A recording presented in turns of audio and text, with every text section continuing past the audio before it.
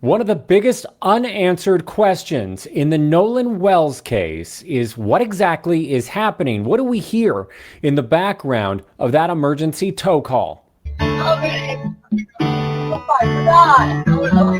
Adding to the mystery are other versions of that call, claiming to be enhanced, including this one from an audio engineer.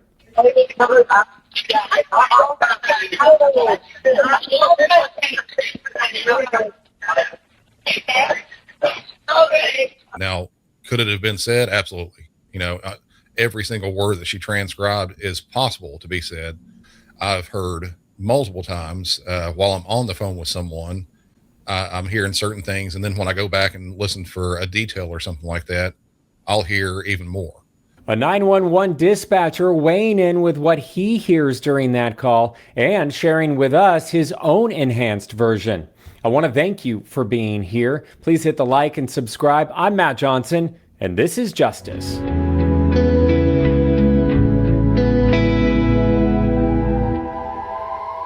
Here to help break it all down, we have Brandon Hall, who is a current 911 emergency dispatcher with more than 26 years on the job in the Metro Nashville Department of Emergency Communications. You're also the host of Music City 911.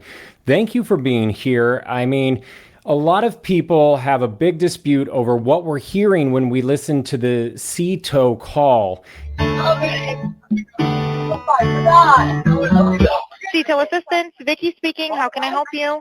And I wanted to get your opinion on all of this because you do this for a living. You listen to calls each and every day.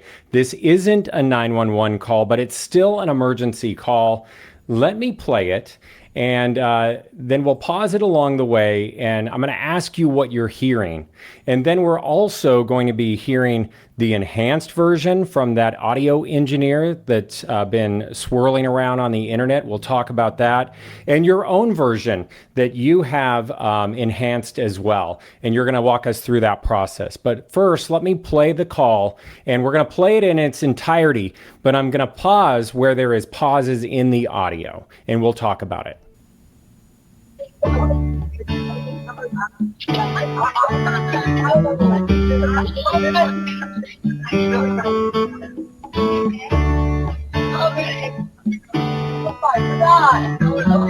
CTOW Assistance, Vicky speaking. How can I help you?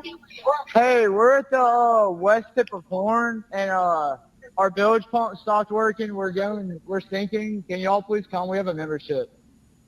All right, of course. How far is the water coming up, sir? Can you give me a description? Ankles? Okay, so that's our first pause so that we can kind of talk about this. There's a lot of dispute over what's being said in the background before the operator picks up the phone. What did you hear? In that version, it's kind of hard to hear. And one of the things that I kind of always talk about with cell phones on 911 or just really anytime at all, they have terrible microphones. I mean, really horrible audio comes from cell phones. They've gotten better over the years, but now it's just, really bad. And the fact that they were so far out, I don't know if you've been deep sea fishing before or out that far on a boat. Cell phone service is not good in the first place. As far out as they are, which Horn Island is around 7 or 8 miles offshore, I'm really surprised that they had any reception at all. And there were audio cutouts throughout this entire call. So what you can hear there, it's really hard to hear anything in the background that's distinguishable.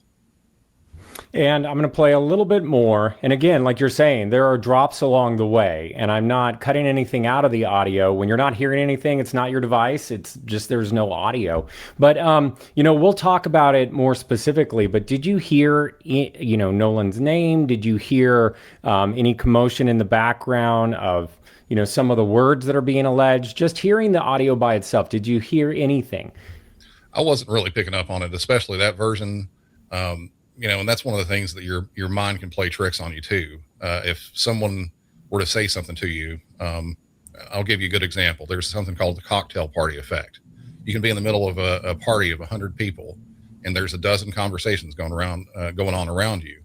And then out of nowhere, someone says your name and you automatically tune into that. So if you're prone to something as in watching or looking at a transcription of something that has a word for what you're hearing, a lot of times that can actually make your brain go to that place.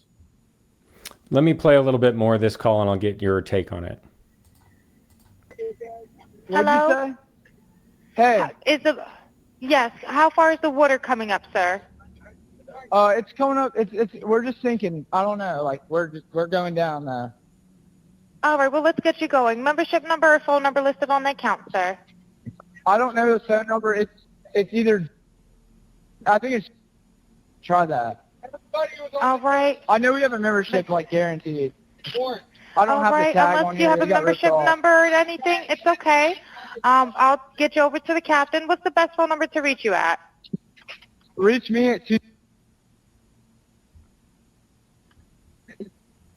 All right, and is everybody on board in good health otherwise? Yeah, everybody's How on many? board. All right, do you need the United States Coast Guard? What? Do you need the United States Coast Guard? No, we do not need that. All right. All right, do you have your current GPS coordinates? Let me go look. Anything sticking out there to you so far? Still roughly the same. There is obviously conversation going on in the background, and from what they've said, they're not still on the shore. So I don't think they're picking up anything from actually on the shore, even though there were probably, from what I've heard, somewhere in the realm of 100 boats there, that day. But if they are away from the shore, it's definitely a conversation that's going on inside the boat. And from what they've said, it's a 22-foot boat. So granted, it's not a tiny little fishing boat, but it's not a huge boat either. You would probably be within earshot of any conversation going on there.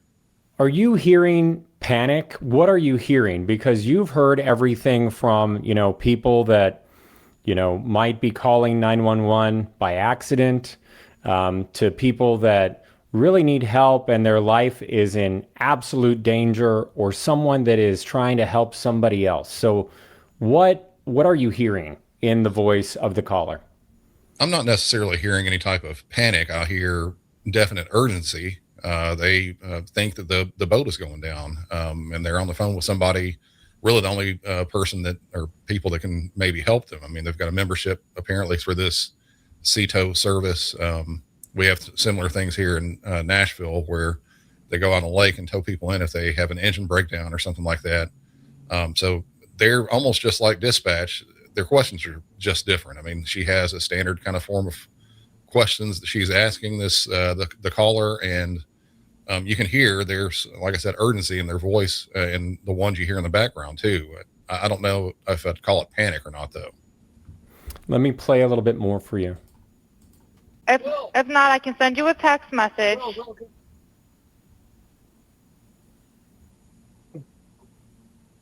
North. All right, are you ready? Yes, sir, I'm available. North 30 degrees. By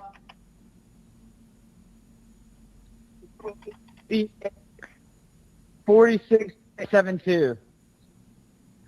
All right, 4672. All right, and you were breaking up a little bit. Can you just repeat it one more time to make sure I have it correct? Sorry, look. Hello, can you hear? Yeah, what? So you're breaking up. If you need assistance, do you have a VHF radio? No, we do not have the VHF radio. All right, well, let's try to get you going because you don't have good cell phone reception. Can you verify your coordinates one more time? Okay, my coordinates are 30 degrees by 14.684 north, and then west by 88 degrees by 46.79. Right, looks like you're on Horn Island, correct? Are you Yes, on we are Horn at Horn Island? Island. Yes. All right, is the boat sinking or you have it aground? We were sinking, yes. Is it aground is the question? No, we're not aground. We are in Okay. 17 foot of water. We're in 31 foot of water. All right, have to ask. What do you want to do? Do you want to be towed back? I want to get this boat unsank and towed back, yes. All right, where would you like it towed to, sir? You can tow it to Ocean Springs Harbor, or Fort Bayou Launch. All right, how many adults and children on board? No, there's no children. So is there anybody on board? How many adults, sir? That was the question.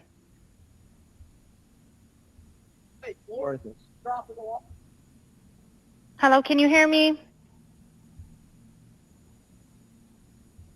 Try to jump in and pull the plug while you're going. Hello, sir. Hello. Yep, I just need you to answer these questions so I can get you over to the captain. Okay. How many what's adults going on board? So, there are 0 adults on board. There's nobody on board the boat? No. Nobody right. here is over the age of 21. Sir, that was not the question. Is there a person? Is there a person, a living individual on the boat?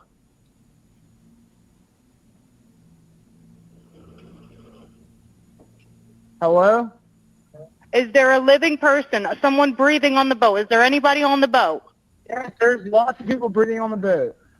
All right, how many people, sir? Like 7. All right, thank you. Does everyone have life jackets on or available to them? Yes, we have life jackets available. All right, verify what boat's sinking. A Triton, 22-foot offshore, 22-foot Triton offshore sea flight hull. All right. All right. Please hold. I'm transferring you to the local captain now. Okay, thank you. So I'm going to pause it right there. Your thoughts on what we just heard? So one of the things, all the audio cutouts, and that's something I was going to mention a couple minutes ago. What's happening there is what's called the cliff effect. It happens in like terrestrial digital video, like if you're watching stuff over an antenna, and it happens with cell phones as well. It's not like if you say like ham radio or something like that. As the audio degrades, the signal gets weaker and weaker. It just gets quieter, and then, but with a cell phone, once it gets down to a certain decibel level, it just cuts off. So it just falls off a cliff. That's the way this is, it's happening here. So, and it happens all the time. I hear it every single day. Especially with this, how far out they are, I'm really surprised that they got as much as they did from this call. So that was one of the main things, is just all the cutouts and how there's obvious, frustration because of it. They're not hearing each other. That's something that can happen with 911 calls, and obviously something like this, a private service. Are you hearing anything that is alarming to you as a professional?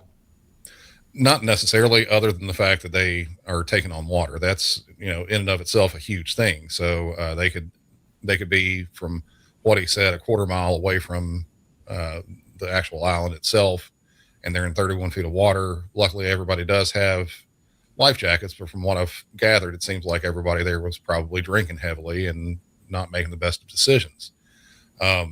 Now, at one point you hear someone say to jump in the water and do something with the plug, and I'm not really sure what that was, because again, there was some audio cut out.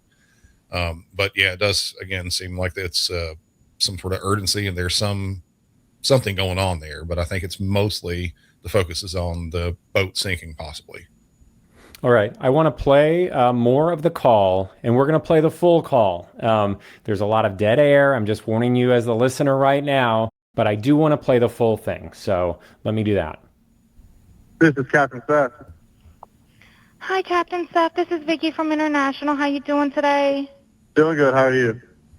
Good, good. I apologize ahead of time. I really do. You're going to have a fee for service come up under...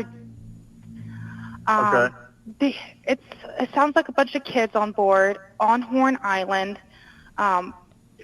He's letting me know that his father's a member, but he can't give me any information. And he's saying the boat is sinking, and he's on Horn Island.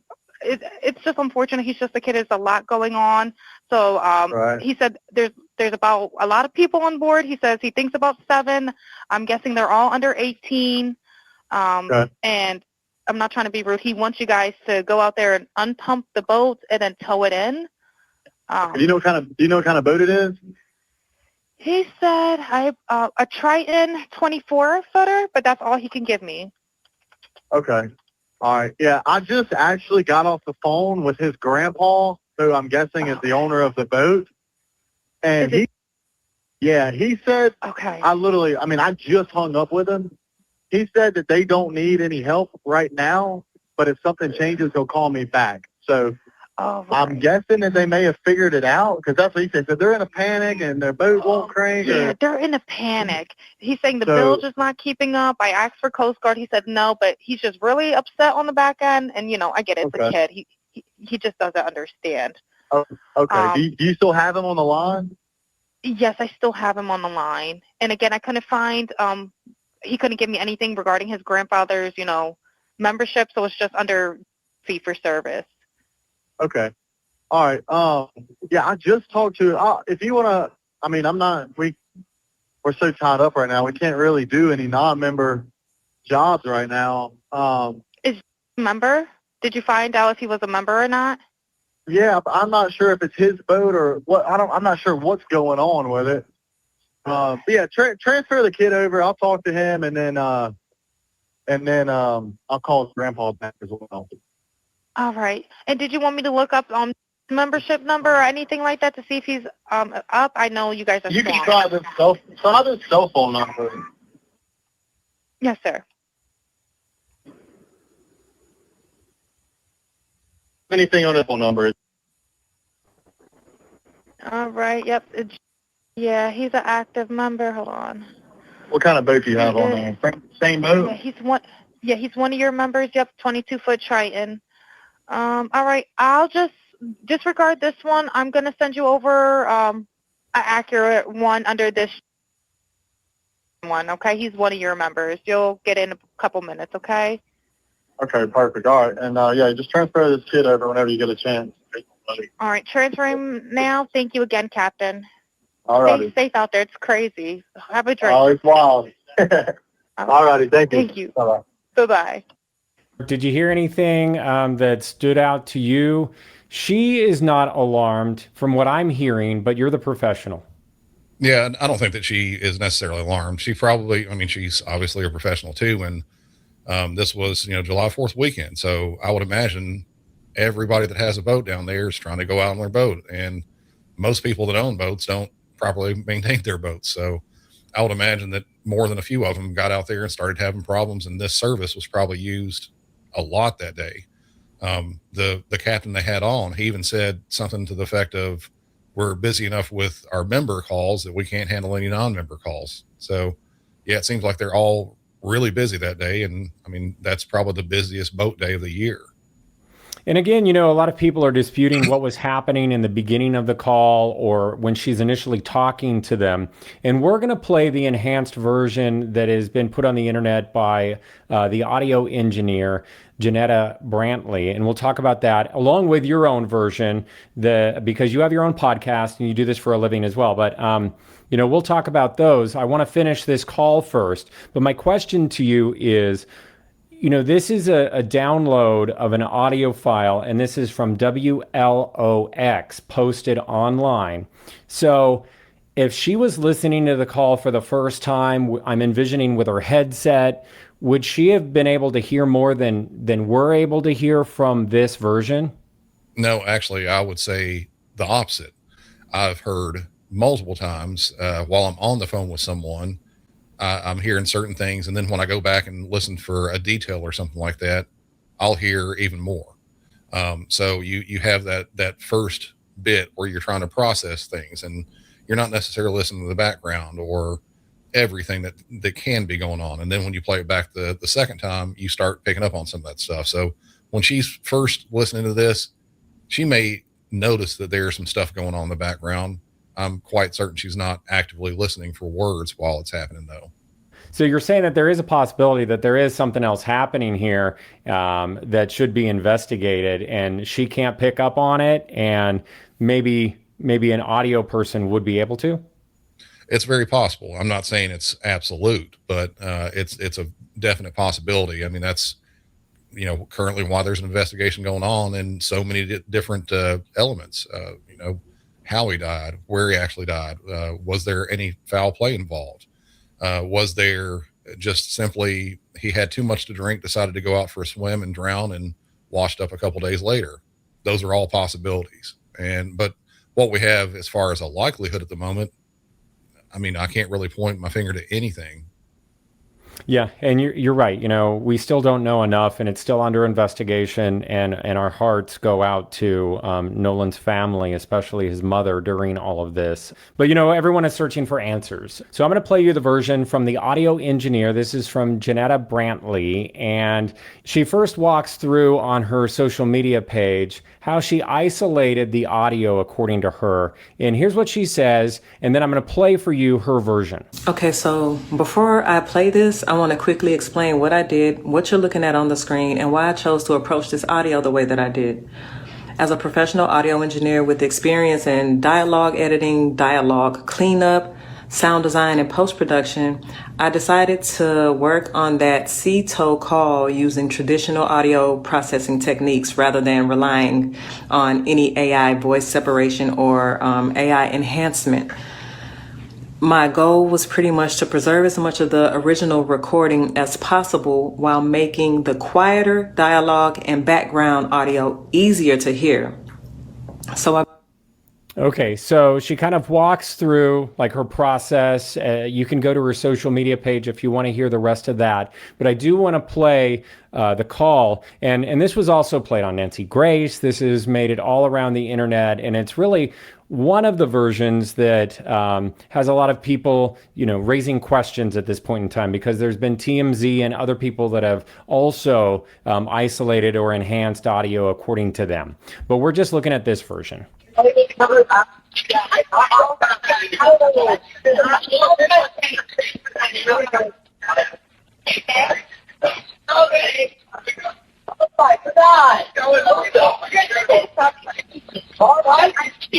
Hey, we're at the west tip of Horn, and So just looking at the beginning of this, before he talks to the dispatcher from CETO, were you picking up on any of those words? Are you hearing them now? What are your thoughts? Again, that's one of those kind of crazy things that your brain can do when you're looking at something that's put in front of you. Can we cover it up? The very first thing, did I hear that when I was listening? No, absolutely not. I didn't hear that. Now, could it have been said? Absolutely. You know, every single word that she transcribed is possible to be said. Now, again, like I said before, definitively, I couldn't say, and I don't think the original audio was good enough to absolutely say that's what was said, no matter how much touch up you put on it. Let me play it again and ask you if you hear anything more. Yeah.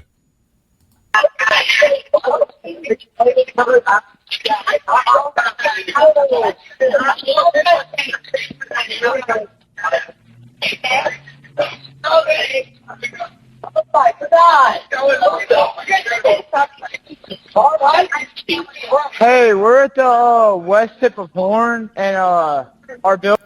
Did you hear any of the words this time? See, as I was listening where it says Nolan, it sounds like to me like it was Logan that was said. And that could have been somebody else on the boat. And if what everyone has said is correct on this, if they're a quarter mile off the shore, off beach, and Nolan was left on the beach, then you couldn't shout back to him. You couldn't do anything like that. And they're separated. So I don't think that's what it is. There were some other little words that you could just barely catch there. And that's kind of the same thing. The audio techniques she used were pretty similar to what I did. You just try to isolate everything to where the main conversation, for the person that's holding the phone, you leave that as is. There's no change in that at all. But then you isolate those other little bits and you enhance them by using compression. Sometimes I would use noise reduction. With this one, I didn't, because there's a very low floor in the first place, and just boost it all up. And once you get there, it's a more equalized version of everything. That way the person who was talking on the phone sounds about as loud as other people, even though it's not the same at all. Let me play the rest of this version from Janetta Brantley. Coach pump stopped working. We're sinking. Can y'all please come? We have a membership. Shut up! Shut the fuck up!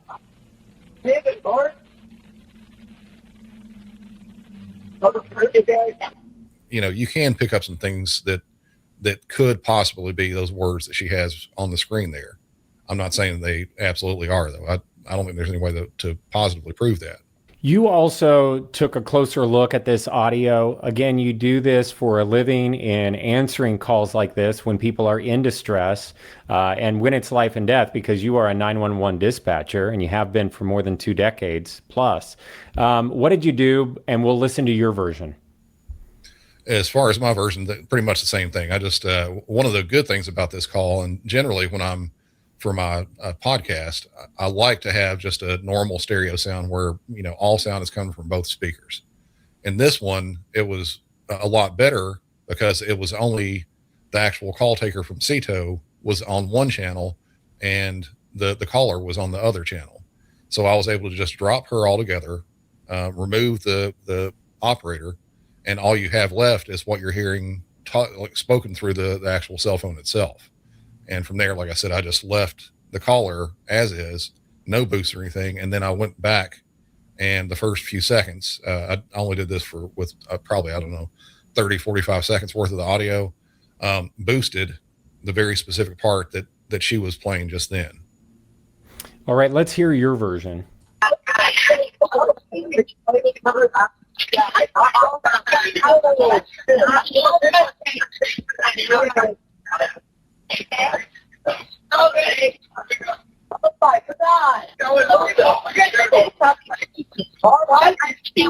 Hey, we're at the west tip of Horn, and our bilge pump stopped working. We're sinking. Can y'all please come? We have a membership. Okay, I'm pausing it right there. What did you hear in your version in the very beginning? Because I think that that's the most shocking and what's being disputed right now once you hear different versions. Again, I can't really pick up on anything. It sounds like from the call that we've heard all the way through, there's 7 people on the boat. They're sinking. They think they're sinking at least. There's a lot of anxiousness on the boat, I'm sure. All that stuff's happening. And plus the fact that they're seemingly all or most of them teenagers. So everything is heightened. Everyone's emotions are heightened. So you're picking up multiple things. Again, when we're listening to that there, instead of Nolan, it sounded like Logan to me. It may not, it could have been Nolan. I'm not sure. But there's not really a lot that I can pick up absolute. That's what they said there. All right, let me play the rest. Shut the fuck up! Damn it, Bart. What'd you say? Hey. It's coming up. We're just thinking. I don't know. Like we're going down. I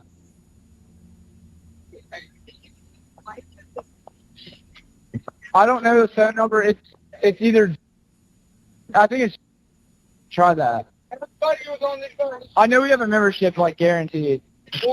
I don't have the tag on here. It got ripped off. So you have the drop sections, which are just the cell phone and the service. You have pauses in communication, but then you also have certain things dropped because sometimes, with public records, they redact like phone numbers and things like that too. So there's a lot going on with this audio that was released by MDMR, and that was through WLOX. So your final thoughts on this? So my biggest thing on this, and I'm not sure if they're doing this the right way or not, keeping things kind of hush-hush as far as the investigation goes. There are so many people asking questions, and that makes people really heightened, like their emotions really heightened, and they can go to places that they probably shouldn't go to. And I think that's what's happening here. Now, I do, from what I've seen recently, I think they've trying to put together a grand jury for this to see if it's even worthy to go to an actual trial and who they're going to have that trial against. If they're trying to keep it quiet for that, so there's no opinions made or something like that by the people that form that grand jury, I can kind of see that. But truth be told is, as soon as they can get some of this stuff out in the open, public, his autopsy, any type of, if there was a 911 call that was placed, or if someone just found him and radioed it in, what any type of actual marks on him, what his toxicity levels were, like all these things. Once they answer some of those questions truthfully and publicly, I think a lot of our questions in our own heads would be answered. Now, is it I worth hope so. investigating right now? Absolutely. I think there should be an in-depth investigation, not only for his friends, his family, and the public as well. And for him, so that's another question that I had for you that a lot of people have. You're kind of in that world and you host a show that talks about 911 calls. Number one, we don't know if there is a 911 call placed, right? We don't even know that at this point in time. We don't know if there are several. But why, if there is one, why would it not be released at this point in time, do you think, from your experience? Truth be told, I don't think it'll ever be released. Or if there's more than one of them. Mississippi actually has a law that says without a court order, they will not be released publicly. So in the, I think 6-7 years I've been doing my show, I don't think I've ever covered a released 911 call from Mississippi. And I had to look that up at one point and found that out. And so now it's, unless they change some sort of a law or make an exception, or they convince a judge to actually release it, we'll probably never hear it. Yeah, and we should talk about that because part of your credentials, I mean, you've been doing this for 26 years as like helping people in distress. You're a 911 dispatcher for Metro Nashville Department of Emergency Communications. I mean, that's a big deal. You deal with trauma each and every day. Thank you for your service, really. But then you host this show and it deals with 911 calls. So another aspect of what you do is you listen to calls from around the country. Explain it to me. I'll try to do mostly newer cases, just something that's up front in the news, something that's brand new. But sometimes I'll roll back and try to find something that's a little bit older and less talked about. I like to give my own perspective on things too, a dispatcher's perspective, because we have a little bit different view than a lot of the normal true crime podcasters would. We don't approach the calls and the incidents the same way. And one of the things with being a 911 dispatcher that's actually pretty frustrating, if we get a shooting or a stabbing or, almost any type of crime, we know what happens in the call. We know that police go out there, but then once they get there, unless there's an arrest made or if they say there's someone that's a DOA or something like that, we don't really know what the outcome of the call is. There have been multiple times where we just don't find out from the officers unless it's on the news itself. We won't find out what happened. And then the way that we kind of deal with things ourselves, I remember a call that I had probably about 6 months ago about a man who his brother was threatening to kill himself, and he had a samurai sword to his chest. We were on the phone until the police actually got there. It was the last call of the day for me. I hung up the phone and I went home. I have no idea what happened to him. So is that kind of part of the reason why you do your show, is to follow up on some of those calls and unanswered questions? Sometimes, yeah. I've only had calls of my own on the show a couple of times, but for the most part, it's just letting people know what goes on in the 911 dispatch world. It's, there are a lot of 911 calls played on the news and things like that, but I play a lot more of them on the show. And I also kind of break down the police body cam and any other type of audio or video, things like that, that's related to law enforcement or fire department, any type of critical emergency type situations. Well, this case in particular is very tragic, and I certainly appreciate your perspective and your point of view and what you do for the community there. Thank you so much. I hope to see you again. Thank you. I hope to see you too. Anyone with any information in the case, please call Crime Stoppers or your local police. There is a cash reward. If you would like to learn more about this case, please head to the video section of this YouTube channel. There you can find analysis about the timeline and also body language of one of the friends. And also, when you're there, please hit the like and subscribe of this channel. I'll keep you updated on this case and others. Again, I want to thank you for being here. Please take care of yourself, and I'll see you next time.